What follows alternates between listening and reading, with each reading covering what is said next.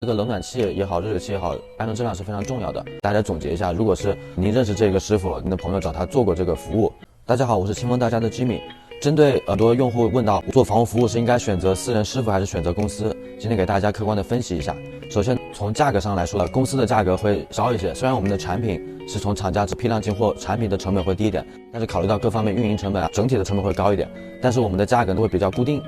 但是师傅这一块理论上来说，他们的整体成本会便宜一些，但是您这边也是需要货比三家，因为不是说找一个私人师傅就一定会拿到一个很低的价格。第二块就是这个产品呢，公司会拿到更多的品牌，所以选择上来说会更多一些。相对的，师傅也能拿到一些基础款的品牌，但是像 Lennox、Carrier 这种冷暖气品牌的话，就需要一些代理权，所以品牌的选择上公司会更有优势一些。第三点是这个安装质量，当然私人师傅里面也有很多安装技术非常好的，因为这个冷暖气也好，热水器也好，安装质量是非常重要的。当然，如果您认识这个师傅，对安装质量有保障，这个是绝对没有问题的。相对来说，公司有个正规的安装流程，所以我们是有一个衡量标准的。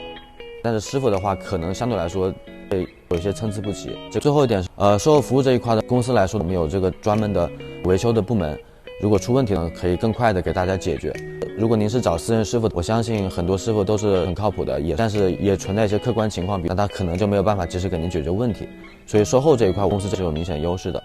最终给大家总结一下，如果是您认识这个师傅，您的朋友找他做过这个服务，很满意，他可以给您一个很好的价格，那我觉得也是可以选择这个师傅。但是如果你是希望售后有保障，安装质量更有保障，产品这一块有更多选择的情况下，那公司也是一个不错的选择。